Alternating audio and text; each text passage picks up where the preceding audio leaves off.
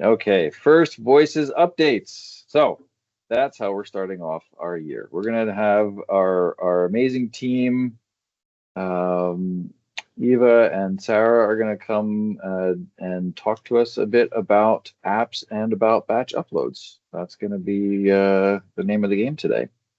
But I will start us off as usual with our territory acknowledgement. I am incredibly grateful and fortunate to be phoning in today from the the lands of that have been occupied for a long, long, long time by the Tongan-speaking peoples, today represented by the Esquimalt, Songhees, and Saanich First Nations.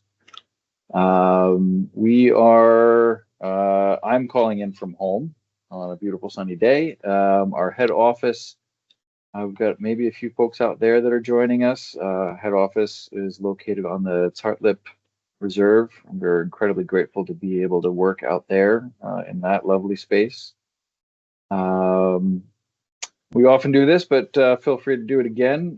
Go ahead and slap into the chat where you're calling in from. Let us know how things are going over there. Yeah, thanks for coming, everybody. Thanks for joining us again in our first webinar of the new year. So before I hand over the mic, just want to just go over our video housekeeping real quick.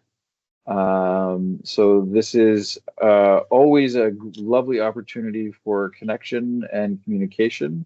And so we're really happy when people chime in, pipe up, have something to say, contribute. So please do feel free to do that within the scope of our webinar topic today. We somehow remarkably always kind of fill up our time without going too far past it. So I will attribute that to people being very mindful of time, which I'm grateful for. If you're not in the middle of chatting, please do keep your microphone muted. And if you do want to contribute, you can either use your hand raising function or just pop it in the chat. We are recording as we usually do, so this will end up on our knowledge base for future viewing pleasure and for sharing with folks who weren't able to make it.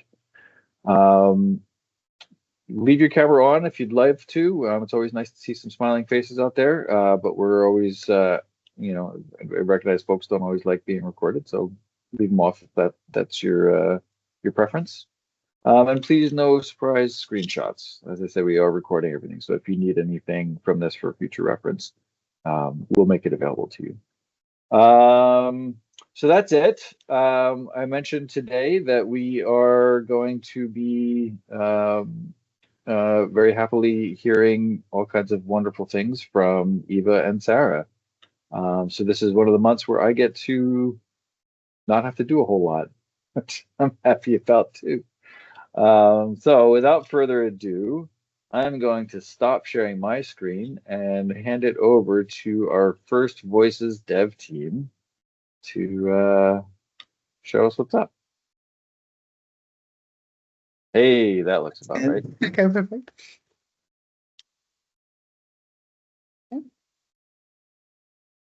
So we're doing the new FirstVoices apps that have just come out for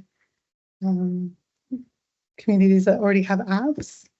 And so we're going to go through installing them and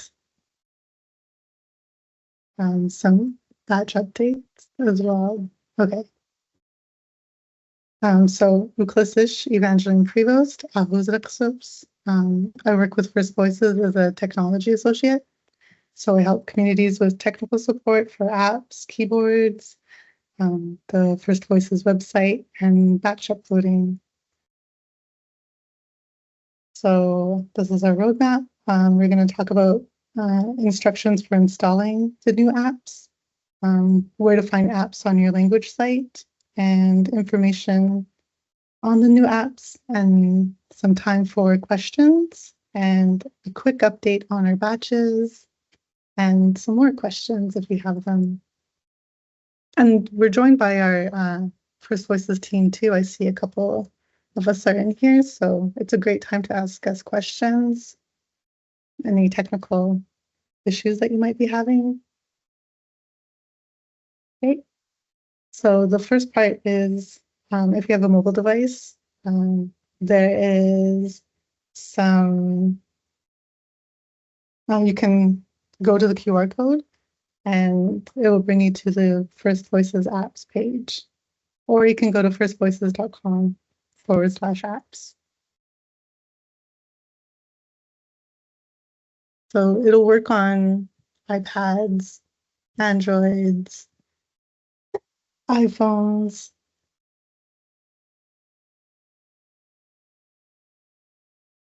Oh, I wanted to pull up the FirstVoices or the installation instructions. So I just wanted to, this is swap displays. Okay, and then,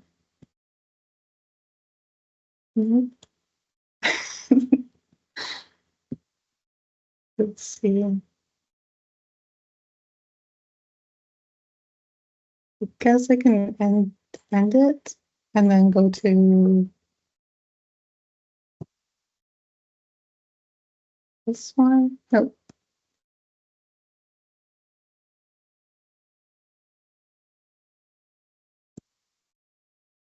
Yeah. Okay. So if you are on a iPhone, and you're installing the, oh, you can still see the screen? Yeah, looks good, Eva. So if you are on an iPhone, what you'll see when you install an app is word of the day will pop up first. And then once you click out of that, you'll see a icon at the bottom. You will just click on that to save it to your home page, add to your home screen. I guess we can see how many people have iPhones and Androids if you need help installing the app too, or if it's not working for you. It will also work on your computer too. Like, so if I went to here and we can use the shot, and if you go to resources and then mobile app and then install, so this will pop up and word of the day will pop up.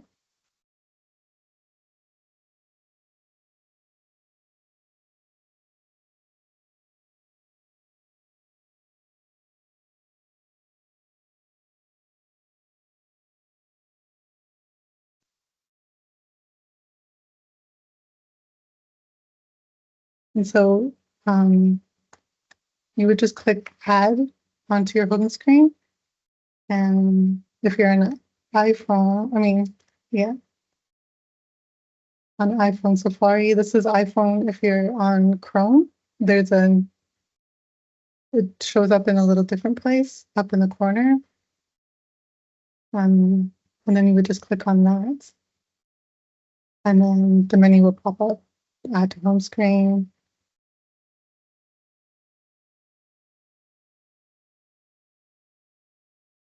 And then if you're on Android, it should just pop up right at the bottom.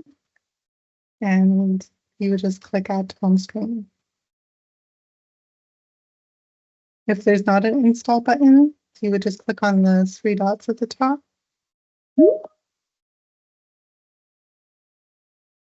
And then click install.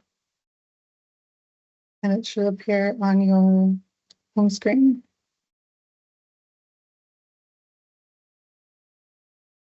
So this is for people who are installing with Microsoft. So this is, I don't remember what they were using,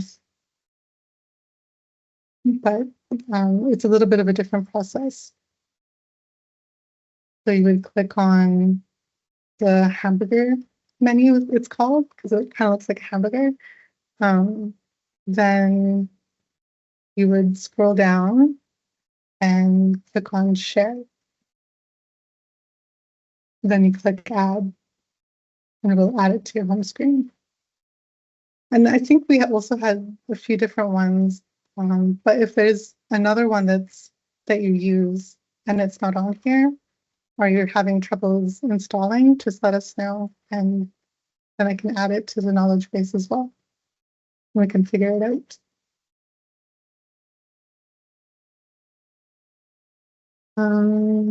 Yeah, that's Androids. Okay, so with the Kanaka bar one, so this will come up later. So the only ones that have apps are the ones that are in on the App Store page. Or not App Store page. So currently these are the only ones that are available. But if we have a public site, we'll talk about that in a bit.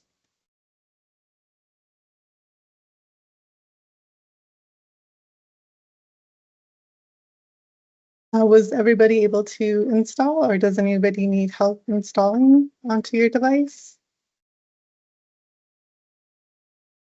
Okay. We have some people with Grant. Yo, I think James was before me, so I'll let James go first. I was just going to ask because I saw you walking through the process for installing the app onto your desktop. And I was just wondering, are there advantages to using the app on your computer as opposed to using the website on your computer? I think in the future, like if you were going to, so right now the app, we're working on making it available offline. So what it will do is it will save all of the words and text from your dictionary. But if you need it, if you're going to a place without Wi-Fi, you'll be able to use it there. The only thing is you can't play the audio until you're connected to Wi-Fi. But I think they're hopefully working on that to be able to hear audio in the future. The other thing is the app has flashcards. Mm-hmm. Alrighty. Thank you for that question, James. That was actually kind of like part of my question. I have a couple questions about the app. I've had the chance to check it out on my phone already. Love it. It's amazing. It's good, and it's exactly it's kind of what I envisioned in the past, and that's basically utilizing the idea that we can have like a consistently updating app. Well, in this case, it'd be more accurate to be called a web app, if you want to call it that. Now, I have questions about that though. Is how is this data stored on your computer, on your phone or computer? Because essentially, in some cases, if we're using public computers that are like in a public space, you're not saving any type of like history, cookies, and whatever type of metadata or whatever it is, because it gets wiped after every basically whatever. So that's one question, and another question, more of a suggestion that I think would be I think is possible, is I did notice that there was a lack of audio on an offline setup, which is fine. It's great. I think we're going in the right direction. I do, however, have a suggestion where we could effectively start utilizing the build your own playlist option and basically take a page out of Spotify's playbook and basically make your own playlist of whatever it is that you want or whatever it is, basically making like phrase books or whatever, and then giving people the option of downloading the audio onto your device. And just again, I just want to circle back to the like what's the type of what type of web app is this? Because obviously we're trying to make this so that this is cross whatever you want to call it, right? Like cross compatible, and like this is this going to be like, obviously this will be compatible with like Chromebooks, etc. And then obviously in the space where you get the like we're getting these smart apps, I mean these smartphones that are like really like minimalist, like we're talking like e-ink phones where you're getting minimal, but like just wondering, because that could in itself be like a really amazing low cost thing where you can just hand it off to them, like you want some like something that's just going to give you just like the text and like a little bit of the audio, like here we go, like $150 a pop kind of thing. Anyways, that's just some immediate questions I have at the moment. I'm sure I'll have more, but I'll leave it there, otherwise I'll be talking all day. Maybe I'll answer this one because you're asking techie questions, Grant, which are great. And yeah, I love hearing those questions because those are the kinds of questions we were asking when we were designing this. So this is like the stuff we were thinking about. I'm glad we're kind of thinking along the same lines. So as far as firstly, how the data is stored. So these apps, as you say, they're web apps. So they all work using normal browser technologies. We're storing things because they're public sites and you don't log in. There's no like personal information that's stored in the apps. We do use a couple of cookies just for things like, have you been here before? Do you need to see the word of the day today, or did you already see it? But if those get cleared, the worst thing that happens is you see the word of the day again that day. There's no crisis. The actual dictionary data and stuff gets stored in the indexed database inside the browser is the technical term, but that also gets cleared when you clear the browsing data. It's just another kind of browsing data that gets cleared. And that was part of why we launched with only the public sites, the sites that had apps before, was to make sure that if we're ready to expand this to the members only sites, we're going through and double checking and testing all of those privacy issues with the data if you're using them on public computers and things like that. So does that answer about how it's stored and how it gets cleared? Yeah, for the most part, that's exactly what I was looking for. Okay. Like I said, it's just like one of those things where like if I decide to put this on like a computer I put in the lobby at the whatchamacall, right? Absolutely, or at the library. Yeah. Yeah. Yeah, for sure. So it works just like any website. I see a question from Gord. Go ahead. I'll just put a comment in here for offline audio data. Has the Opus audio codec been considered? It was designed to do like really low bandwidth audio, and it might be a way of dealing with the data, the volume of data, and using less data. Yeah, interesting. I'll have a look. I mean, what we're doing is we just support any old audio files that are uploaded on the normal FirstVoices websites. Like all of the data comes from there. And so the limitation is really only audio files that can play in a website in a browser. So if we're missing something that is supported in a browser that you want to use that's not allowed to upload right now, just let us know. But we do try and keep up, make sure we have everything that's supported in websites and web apps. Yeah. Go ahead. Opus typically works in most websites, but it might be something good for. I'm just suggesting it might be something that'll as a solution for something offline where there's data size limitations. Yeah, we can have a look. Thank you for that. Yeah. Yeah, and so as far as Grant, you were also asking about just like support for different kinds of devices and support on really like minimalist installations. That was the other thing. That was our motivation mainly for using web apps this time instead of App Store apps.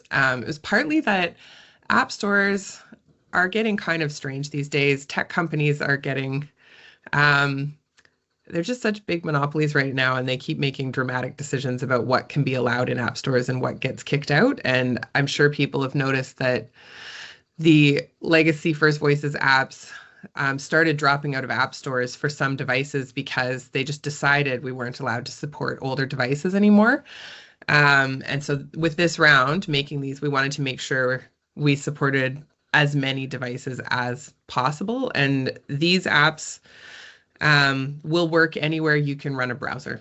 We're just using normal web standards. So that includes, you know, minimal phones, but also funny devices like if you have a, I don't know, your car dashboard or whatever that you want to put an app on, it'll work because they're just normal web standards. Yeah, is that Gord again? Go ahead. You've got your hand up.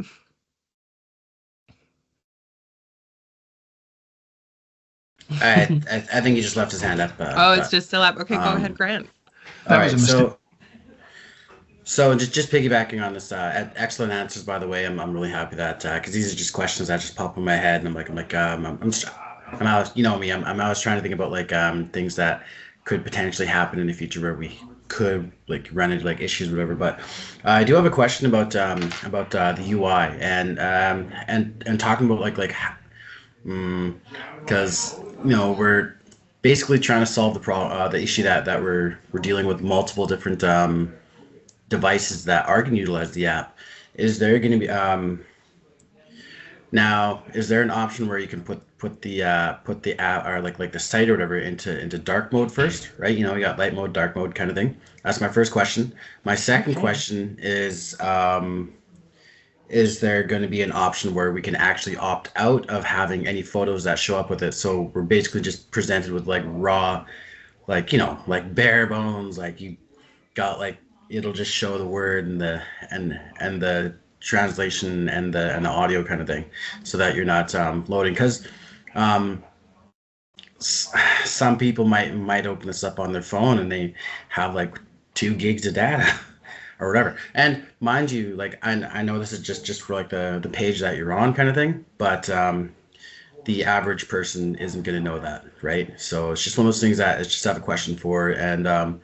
And if we're talking about having like the ease of access or whatever, and in other cases, like in Portal Verde, at least our signal here is atrocious, and I'm sure signal for anywhere else in BC is just atrocious unless you're in Victoria and Nanaimo or Vancouver kind of thing, right? So at least being able to like have like an option where you have like legit like bare bones minimal, like no flat, like, you know, like just like an old 1990s like freaking like website or something like that level of like design kind of thing. Simple, right? Minimalist, but yeah. Thank you, Grant. I hear you. Dark mode I'm going to put in our suggestion box because I actually hadn't thought about that. That's a great suggestion. And the no photo mode, I mean, I'll put that in our suggestion box too. We can think about it. But I can tell you what we do right now is that I mean, I don't, people have probably noticed this, but if you upload media to FirstVoices, we create smaller thumbnails of it. And so on the apps, we always use the small size of the media. We don't use the like full size original photos. So they are smaller and compressed, and we only load them as needed as you browse through. And once you've seen it, it gets cached, so you're not downloading it again. For photos, for sure. Whereas Eva mentioned, we're still working on the audio and video caching for offline. It's just a little more complicated because sometimes they get streamed under the hood, and we have to sort that out. But that's our next piece. So right now we've been working on it with like compression and using smaller files and caching. But that's interesting to hear about the idea of just like skipping the media or maybe having it be like load on demand, like click if you want to see the photo. Yeah, I would love to chat with people more about that if that's something that's interesting. Maybe message Eva and we can have a chat about it. Because I am always interested to hear like what would work the best in those like low bandwidth scenarios to make sure everybody can access the dictionaries. Yeah, so thank you, Grant. Does that kind of answer your question?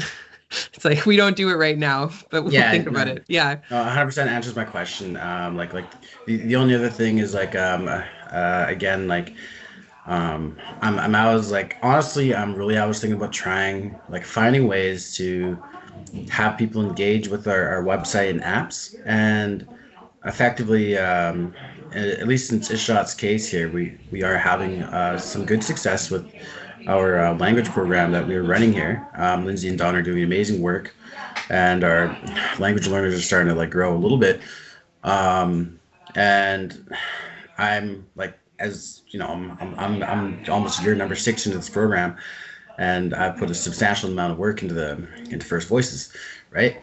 But I'm getting to the point where I'm starting to try and tell people, hey guys, check this out, whatever.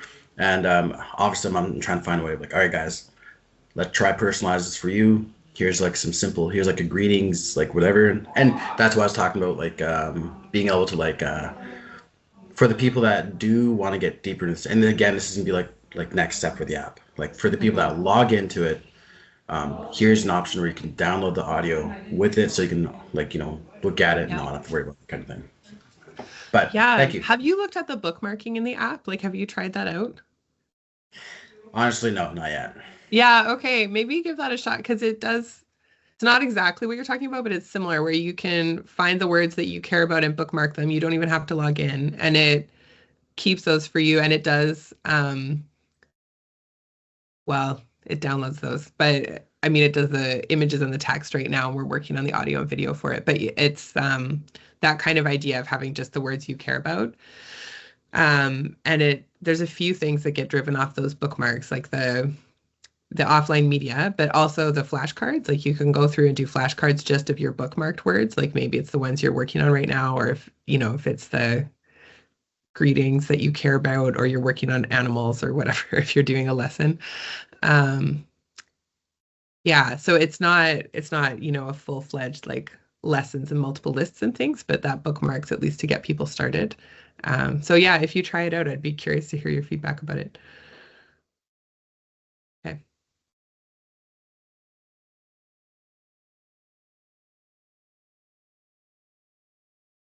That was good. I got a little talking break. Okay, so the next part is some of the new features that are on the app.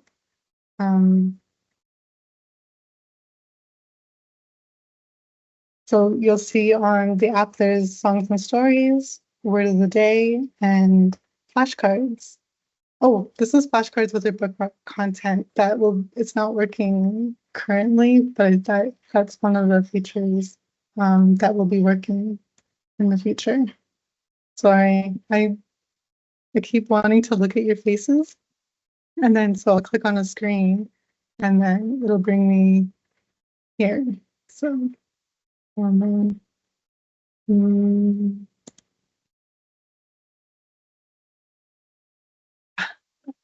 okay, so I can't. Oh, there you are. Okay.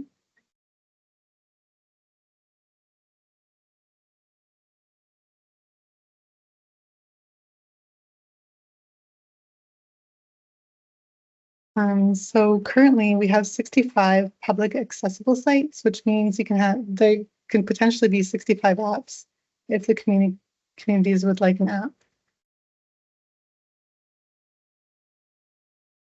So with these apps, you'll be able to, as soon as updates are done to your website, it will be available on your app as well. It will work on most versions like we were talking about before. So you don't need to have the latest version for the app to work. And once you're in Wi-Fi, you can download any updates that have been made to the site. So any community can have a public site. Any community can have an app if you have a public site. So just email us at hello@firstvoices.com to request an app. And it happens really quickly as well. I think we have 2 communities that have requested one. So I'm just going to show my team that and they'll get that up pretty quickly. I think they said like really fast. I don't want to put words in their mouths. So,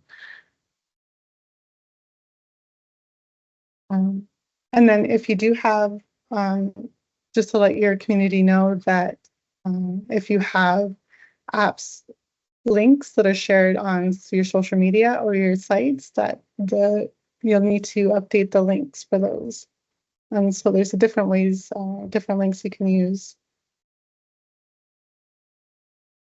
And this is the questions part, which we kind of already did, but maybe there's more questions.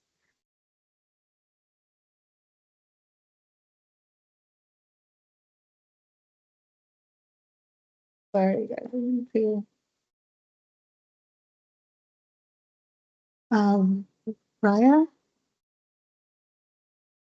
Ansla. Yeah, I was at the workshop with James actually, and we were talking about the app, and Kanaka is not a public site, so when and how can we move forward with the app? That's a great question. I think we did want to meet with private sites too to see what that would look like and what we could do. So you would be the point of contact. If you contact or email us, we can set up a meeting. That'd be great. At hello@firstvoices.com. Okay. Because yeah, we have had a couple of requests from private sites as well. One site is considering making a lot of their content private or members only content, like their songs and stories, and then being able to share the words and making their site public in order to have an app. So that is one way too. Was there any Hello@FirstVoices what? .com? I can put that in the chat too. So it's not that there's a technical barrier to having an app for a private site, is that? I can maybe take that one. I heard the word technical. There's it's not supported right now. We don't have a way to log in the apps, and so if people went there, there'd be no content because they wouldn't be logged in. But because it's web technologies, we could add that. And so at this point, we're kind of gauging interest and seeing, how many people would want that and what would be involved, and how to make sure that the, data privacy kinds of issues are resolved. Because when you're using a browser, the one thing is that it's not as locked up as with an app store app. And so we would want to make sure we're not leaking any information that way or compromising the privacy of the data. But I think it's possible. So we're sort of thinking it through right now. But like Eva says, if people do want to have an app right now, the alternative is to make some of your content private, but make your site public, if that works. And I know that's not a scenario for everybody, but if there was some public content that you wanted to put in an app, that would be one thing that's available right now. The private apps for private sites where you have to log in is a little ways out just while we work on it's not so much technical issues, it's mostly privacy issues that we're figuring out. So kind of a similar vein there. If you have a public site with private content, assuming we get to that place where you can have an app for a full stop private site, would you also be able to have the private content for a public site available in a similar way? Yeah, I think so. Cool. What are the steps to make some of the content members only? So the language administrator would go in, or editor would go into the dashboard, and there's a section in there that says privacy set, or what is it called? Visibility. And then so it would be like team only or members only, or public. So I think it's different when you're on a private site, you don't get to see that public one. Yeah, and if you're thinking about changing a site from members only to public, a good first step is to email Eva at that hello address to just talk through the steps, because it is us who have to flip the switch to make it public. And if, I don't know, we can do things like make the site public and keep all of the content members only if you want to be able to go through and selectively make things public. Or we can like bulk change things if you have a, if you want all the stories to stay private and all the dictionary to go public, we can do things like that. So it depends, if you want to go like item by item or if you want to do a big batch of things. But yeah, you can email Eva. We can make a plan. I know we've briefly touched on flashcards, and I feel like that's probably one of the coolest and most one of the most exciting new features, just because of its utility in so many different contexts. So I was wondering if you could chat a little bit about that, but also if anybody in the room has ideas about what they would like to do with flashcards, or questions about how they could try to deploy them.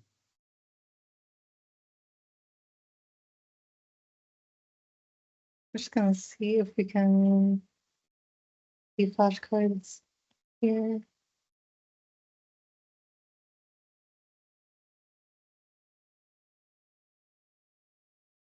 Oh, there we are. I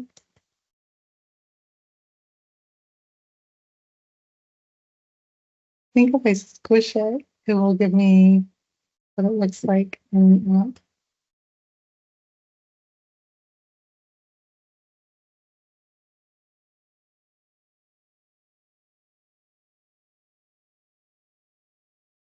Autumn?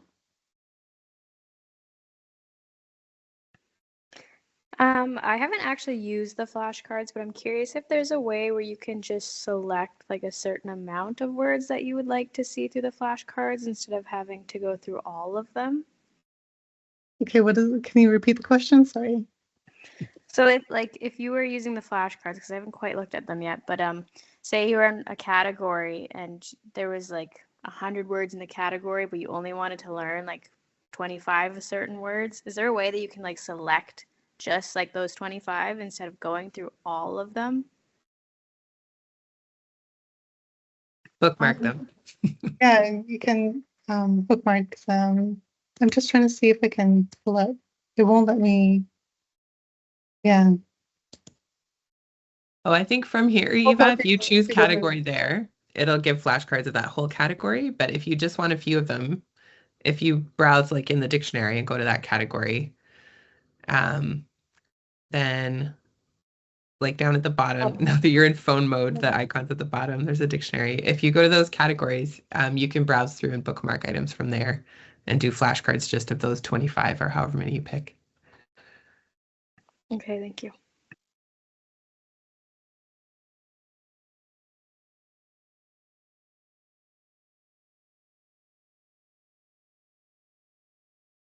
One question I had is if it's possible. So, and I feel like we may have talked about this before, so forgive me. But one of the things that I had explored before joining FPCC and working with another community was Anki app, which allows you to create decks of flashcards.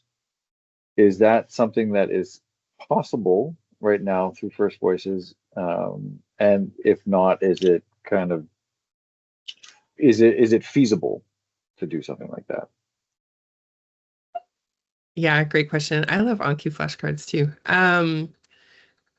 So we always try to launch with like the minimum thing so that we can get it out in time and people can try it out and give us the feedback, right? So right now we just have one set of bookmarks. So there's basically just, one deck. But yeah, if if people are really into the flashcards and wanting to use it that way, then we always put things in our suggestion box and figure out how to prioritize them. But I would love to hear about how people are using the flashcards, and whether it makes sense to have more lists that people can make, or whether this is more like thinking about future features of firstvoices.com to let people bookmark things, or whether this is like you want to be able to export into your other flashcard software that you like. Like I want to hear all of these things, because right now we made sort of the like a first pass minimum thing that works, that is solid, and then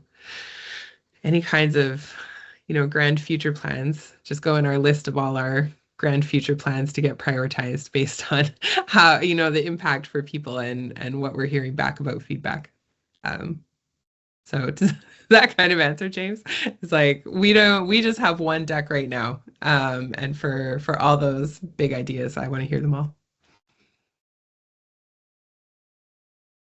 You heard it, folks. Start piling the ideas in. Gord? I'll throw in another tech thing. I've worked with the sort of learning tool called H5P. It stands for HTML5 presentations. It does really interactive stuff. There's a plugin for WordPress sites on it. It has something called a dialogue card where you can present a picture, and audio, and it's a flip card, so you could do something like have the word in one language, hear it in the language, flip the card, and then see what the word is in English. I'll put them in the some links in the chat, and it also has flashcards as well. There we go. Flashcards. So it's something I'm playing around with it to see if it's a tool that we want to use, but it's fairly mature technology that's not too hard to use. Very cool.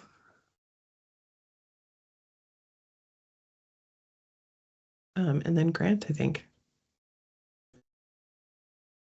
Hey guys, I just want to this is amazing discussion around the apps. Makes me excited about the whole thing.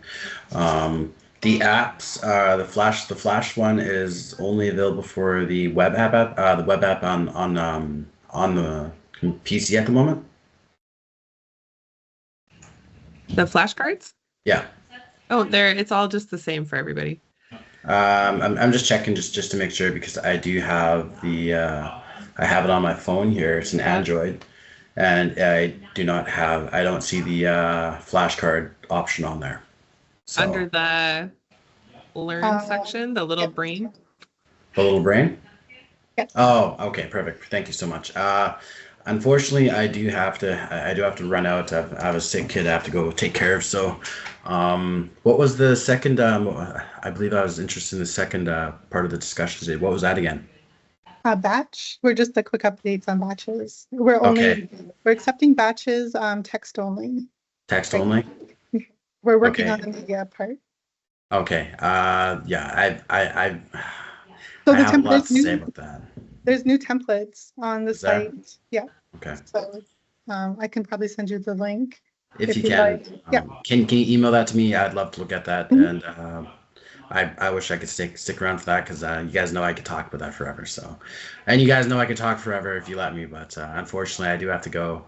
Thank you so much. The app's amazing, and I really wish I could stick around for the batch, because the batching's definitely a big part of what we do. But yeah. Thank you guys. True. And Gord, do you have another question? Or just left my hand up, so no, sorry, no. Okay. Right, and I actually have to run as well to another meeting. Okay. But I know when we're talking about batches, I see Sahil is here, and he is the expert. So for any technical questions, I know will be covered. It's great to see everybody. I'll see you next time. Thank you so much. Just everybody leaving us. No. Yeah.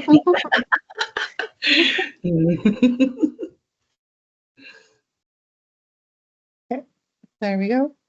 So this is if you would like some more information. I put the links down in the chat to for installation of the app, and also information and current features on the app are also on there too. And I'll keep updating them as we get more features and everything. And then the contact us at hellofirstvoices.com. So we'll talk about batches. We're accepting batches with text-only content for words and phrases right now. We have a new template. I'll put the link down in the chat as well. And then we're also updating the knowledge base with the changes that are being made. Like there's a section where it says type, so that one will have word or phrase on it, whereas before I think the heading was just word or phrase. So there's little changes that are being made, and I'll update that on the knowledge base. And that's it so far for the batch updates. I think the end goal was to be able to have communities be able to upload their own batches, but that's in the future. So right now we're at this phase. And it's a great time to ask any questions if you do batch uploads for your community. We have Sophia here for any technical questions. Autumn? I'm still pretty new to the whole FirstVoices and how everything works. I don't think I really understand what a batch upload is. So maybe you could explain that to me. I'll pull up I do have a batch. So this is if communities want to upload. This one has like 600 words and phrases, like that needs to be uploaded. So that would take a really long time for community to do one by one. But if you have it in this format, it can be uploaded within minutes. Like it's really quick process. So we also get communities that do like thousands of words, so it just really speeds up the process for that. And where do we find this template? It will be on our download page. I just need to get the link. This one. Oop. Definitely a knowledge base resource. So on the FirstVoices knowledge base. It's just so if you're on the knowledge base, you would go to the resource hub and download, and then it's scroll down to the example batches. So this one you need to the charts.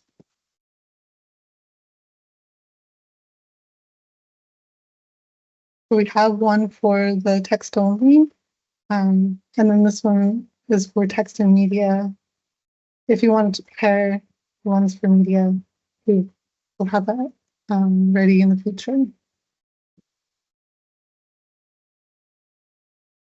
And then I seen there, and Raya, did you have a question?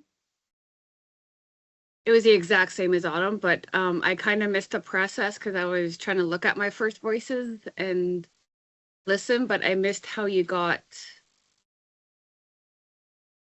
to the resources thing. Okay. So I have mine bookmarked, but I put the link in the chat. Maybe I'll just click on the link. Yeah, so this is the FirstVoices knowledge base. And then it will, if you go down to Resource Hub and then Download Hub, and then you scroll down to the templates. And then there's more information on, but I'm just updating it currently. So let's see if you're working on FirstVoices. And then it is under uploading, and then adding multiple entries and batches. So this has more information on what a batch is, and preparing and submitting. Because this is new too, so most of this will be updated within a couple of weeks, because some of this has changed. But it's quite a process. If you need help, and if you want to submit a batch, you can contact me at the hello@firstvoices.com, and we could set up a meeting and I can do a walkthrough with you as well on that. James? Yeah, I feel like this was another conversation I was having at some point with maybe Sarah, talking specifically about batch uploads and the fact that currently it is limited to text only, but that you are working on media as well. So having images and sound files associated. And I wasn't quite sure what the time frame was for that, and how that would contribute to the workflows that language teams want to set up for themselves. So, for example, if it's going to be like measured in weeks, the amount of time for the team to be able to handle media with batch uploads, it might be worth one of our language teams who's working on their FirstVoices site to do a batch upload using the sheet that has space for including the media. But if it's like a good bit further out and they just want to get content up, that they can then go and add the media to themselves on an individual basis, that might make a little more sense in that context. So maybe you could speak to that a little bit. Yeah, great question. We are working on the like adding media to the batch uploads, and I'd say we are like more than halfway there, but it's like still not releasable, probably, I'd say, because even after like building it, we'll need to do a lot of testing and seeing that nothing like gets out of scope and everything is working as it should. So I would like in weeks, I would still say like more than a few weeks to not put a number on it. So yeah, but it's in the pipeline and should be out relatively sooner. Yeah. Awesome, thank you. So I guess just for the teams in the room, then just kind of factor that in. If you want to do batch uploading, currently you are able to get media-less content uploaded via a batch upload. And then if you wanted to associate media with those entries, you would go in and do that, per entry. So you get a recording up for each one. Yeah, so that seems like the workflow for the next, little bit anyway. Yes, I was also going to show, I have been working on a batch template. So like if communities wanted one that was already done up that had like verbs or animals, like that content will all be up there. We just need the translation under the title section here. So I'm just working on the section where it would have all of these already filled out, and all you would need is the word in your language, basically. And then I'm hoping with our new shared images that we have, I was hoping to be able to put that on media. Then we wouldn't need to search up images just to help to see if it would be helpful. I was trying to pull it up, but I can't find it. So just to clarify, Eva, the idea there is a kind of a mostly pre-filled spreadsheet that like would have translation 1 and translation, something like that, the content there. Yes. And those other boxes kind of filled in. Would people be able to add additional translations, that sort of thing, if needed? Yeah, in that so context? yeah, there's translation 1, translation 2, and 3. Like you can have as many translations as you would like. And then you can add notes. There's just different sections. So yeah, if you would like, we could totally have a meeting and then go over what some of those features would be. Chris says we can support up to 5 translations at the moment. That's a lot of translations. So, and if you're working on one of these word lists and you either don't have that word in your language or you don't currently have a translation or a recording or something like that, could you just delete that row entirely so you're just left with what you've... Okay. Can I put that to the room, a question? Like, does this seem, for folks that are in the room, does this seem like something that you would be keen to explore? Thumbs up if it's a yes. Or are there folks that still aren't quite clear on what this actually looks like? Seeing a bunch of thumbs, actually, that's cool.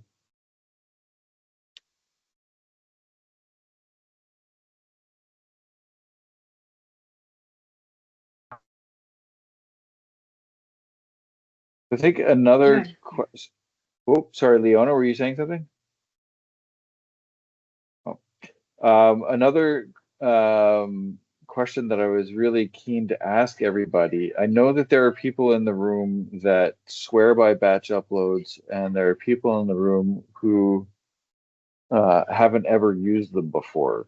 And so I was just curious, for the folks who do use batch uploads or have used batch uploads, if anybody's interested in speaking to their experience of that, and maybe trying to sell it to folks who haven't used it before.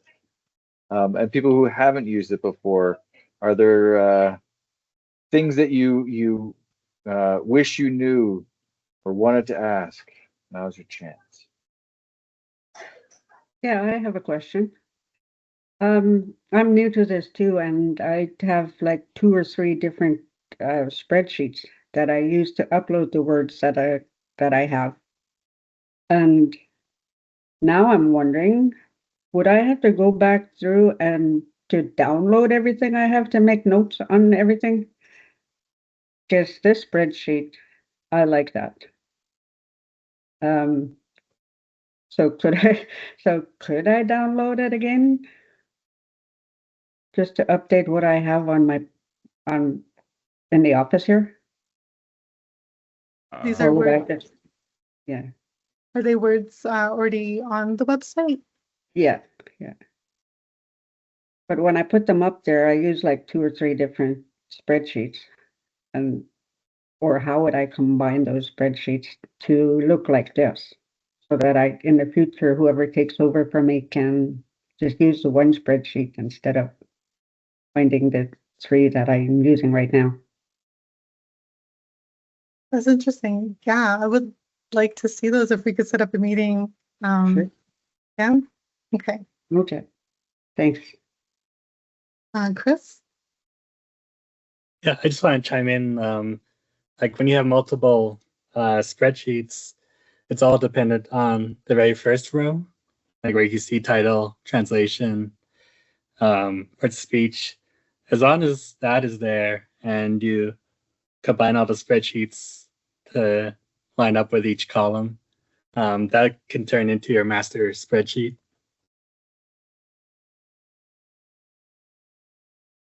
Thank you. Okay, thank you. I'll do that. Yeah, I was curious on the multiple spreadsheets. Is that because you're maybe tracking different information in each, or is it just kind of a historical accident of, oh, I inherited this spreadsheet and this one, and there's kind of similar kinds of information recorded on each? Yeah. So I guess I would have to just take those spreadsheets and do like he said, and yeah, it'll be a few days' work, but I can do it. Thanks. Yeah, I might actually even encourage you to when you're doing that, have a look at some of the batch upload templates that are on the knowledge base, because my guess is that the information that you're tracking would have a home in the batch upload spreadsheets.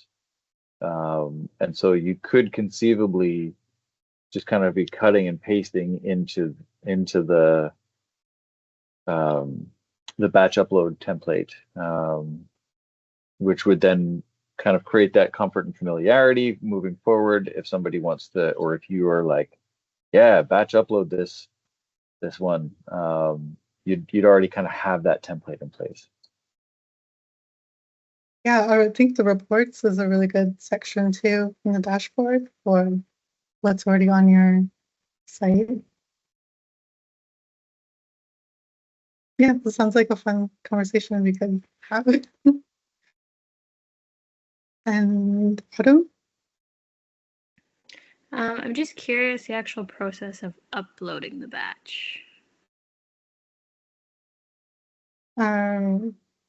That's good. So this is what the batch sheet looks like, and then this is kind of like the background of it. So when you're we use Insomnia. So we just put the file in here and it would generate the job for us. If you want to talk about that, Sahil, a little bit. Yeah, I was just typing it up. As of now, the only way to get batches on the site is through us. Like, you guys send it to us, we take a look at it, we run it through the pipeline and update you guys if it's good or not good, or what can be fixed, what the issues are. We are working on a customer side, or like, sorry, client side facing feature for the batches, but that would be a little farther away, like probably more than a couple months, I would say, at least. So as of now, till then, the batches have to be sent to us and we can get them on the site for you. Thank you. I guess I have a follow-up question. How long would you say it would take for our batches to actually be uploaded then? Very quickly. Yeah, so we have a few, like more than a few validation checks on the batch, that though it is automated as well. So like, is everything is in order? If there is, let's say, any typos or any other issues with the batch, then it takes more time in the communication. Like, we'll send an email that these are the 5 issues.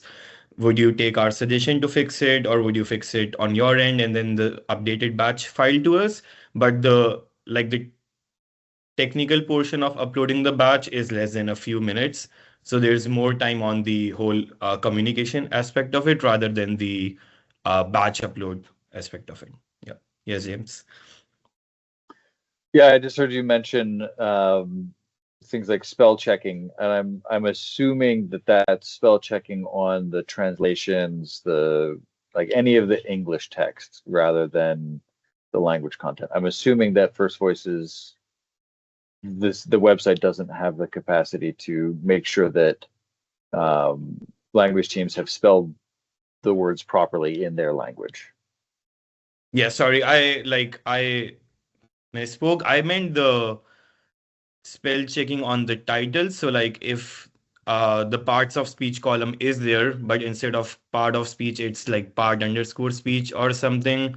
So the system will recognize that there is an extra column that could be used, but it's not exactly where it's supposed to be. So would you want to use it as parts of speech, or would you want to ignore the entire column?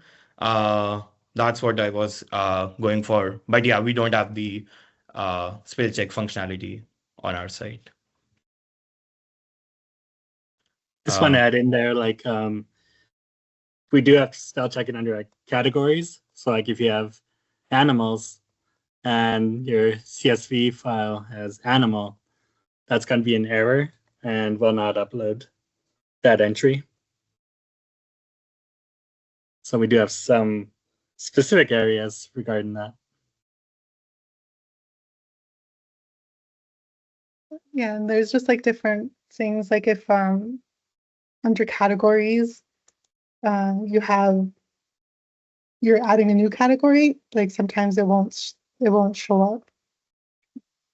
Like here under animals, if you don't have animals on your site, then it won't upload them as well.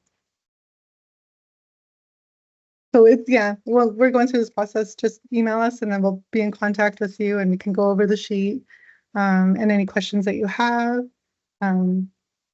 Yeah, and then it does fill out an error report, which we do tell you what the errors are. And if you want to fix them or if you need help fixing them, we're here to help too. Yes. Yeah, so one of the things that I've been encouraging teams to do is to really kind of spread their wings when it comes to using categories. And I've seen some really amazing ideas out there in terms of what people are how they're putting that functionality to use. And so what I'm wondering then in this context, if you are filling out a batch for a batch upload and you're using categories and subcategories,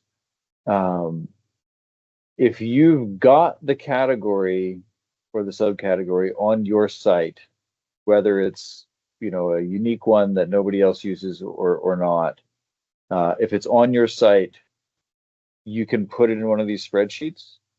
And if it's not on your site, putting it in this spreadsheet will not create it on your site or allow you to upload it. Like you need to actually create it on the site before that batch upload will work properly. Is that correct? Yeah, so that part is correct. To add on top of that, like if you, let's say, add a category that is still not on your site, let's say cars, it can go two ways. One would be like we can ignore those rows. So like to upload the rest 500 entries, but ignore the 10 entries that has that category, which can be uploaded then later after adding that category. Or we can like re-upload the batch in the pipeline, create the category, and then process the file. I did find the batch templates that I've been working on. So this one's for animals. I have phrases and words. These are based on the shared images library that we just came out with. So I'm just trying to use that as a template, but I'm going to come up with more ideas. If you guys have ideas on templates that would be helpful for your community too, that'd be great to share. I think we were going to have a meeting with James. I think everyday phrases, like essential phrases, like any ideas that people have. Go ahead, James. So one of the things that makes doing language work so much fun is realizing how many subtle differences there are between languages. And so, for example, in a lot of languages, you might have a word for walk, but you might also have walk to the water or walk from the water or walk along the water, those kinds of things. And I'm just wondering, is that like how editable are these templates? Like, could you insert 4 columns below walk to then add those different those fun variations on the word? Mm-hmm. Yeah, there's different sections that you can add like different columns like notes or translations. Sahil? Yeah, I was just to add to that, I'll just say that the idea for these templates was to like have something that is already set up for the batches. But these are like just Excel sheets or like CSV sheets. So they are totally customizable. If let's say we want a sheet that only contains words for walk or like similar to other like walks or walking around the water and stuff like that. Uh, we can just like take the title field, remove all the info, and then like add on whatever entries we want to add. So the only, I would say, required row in this sheet would be the top row, the title, translation, type, part of speech, which can be used as a reference, and the rest can be like removed, modified, and however we want to use it. But yeah, this is just like a base starting point to fill in further. Leona? Yeah, I was just wondering, how difficult would it be to change the categories to our own languages? Like if we wanted to change animals to yetisk in our language. It's pretty simple if you go to your site and then you go to your dashboard. I'm proud. So if you go to your dashboard and then you go to create and then I think I need to be in this one. And then, so you go to create and then you go add category and then you're able to type in your language. Mm-hmm. See. Yeah, no, we have the category there already, animals. So I just want to see how it would be to change it. Yeah, so you go to edit, and then you would go to your categories. Okay. Categories. Mm-hmm. And then you would click on here and then just change it with okay. Okay. But would I have to go back into every individual entry that has animal on there or body and change it? No. It'll automatically change? Yeah. Okay. Okay, awesome. Thank you. Yeah, anywhere this title is displayed like in the, like right on your site. Mm-hmm. So if it's on here and under categories, it would change it to your language. So you see that one there is in whatever language that is. Okay then, thank you. Welcome. Yeah, because it would be really nice to have like an immersive feeling where it's just all in your language, right? Mm-hmm. So I know we do have immersion mode, and it's limited to certain fields within the site at this point. Is that something that we're considering for categories as well? Like, would it extend to categories? So right now, these are all the immersion labels that we have so far, but I think, yeah, once this, yeah, that's something that I was interested in too, is creating a more immersive feeling in your language. All right, because then that would give you the option of toggling back and forth, right? Mm-hmm. Yeah. I'm mindful of our time here. It looks like we are just about at our limit. Does anybody have any more questions for Eva and our FirstVoices dev team about any of the topics we've talked about or any other topics that it would be fair to ask them about? Or does anybody have any last minute plugs for this is why you should always do batch uploading, or this is why I'll never do batch uploading? Or this is what I want to do with flashcards? I can't wait to try batch loading. Like I can't remember who said it earlier. They're new to this, so am I. So I've uploaded worksheets to FirstVoices, but not like a batch of words and stuff. So I'm very excited. So I'll definitely email you guys and get some help. And yeah, I can't wait to use it a lot more. And I'm excited for us to try and use the app. I know we're not a public site, so we're excited to see how we can move forward with that, because I know a lot of people would like to use it. So, because we have our year 1 and year 3 language class, as well as other people that use our FirstVoices website. So we're excited. Kokoshem. Nice. Awesome. Going once, going twice. Sold. Well, thanks so much, Eva, for coming and sharing with us today. It's always lovely to see you and always lovely to hear about the exciting work that you and your team are doing. Thanks, Satya, for handling some of those technical details, and Chris for stepping up. Thanks, everybody, for showing up. It's always lovely to see everybody. These are definitely some of the things I look forward to the most each month, is our chance to have a little visit, and to just learn what's going on, see what's new. If anybody has any ideas, I really should have led with this one. If anybody has any requests for webinar topics, I know we constantly kind of put this out there and give people chances to chime in, but if something strikes you while I'm still stretching out the last minute here, go ahead and throw it in the chat.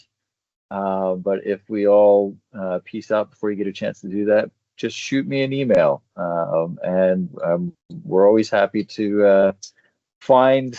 Oh, that's a good one, Ryan. Ooh, I might be above my pay grade. Always happy to present things that are really helpful and relevant to what everybody's working on right now. So please do feel free to chime in, and any ideas you have, any requests you have, shoot them our way, and we'll get them to you as soon as we can. So for now, that'll do. That's a wrap. Haishkwa, everybody. Haitepka for showing up. Hayaksika, all of the maybe next time I'll get everybody to put their expressions of gratitude in their language in the chat, so we can use them appropriately. Have a nice day, everybody. Enjoy the rest of 2025. It's going to be a good one, I think. And we'll see you next time.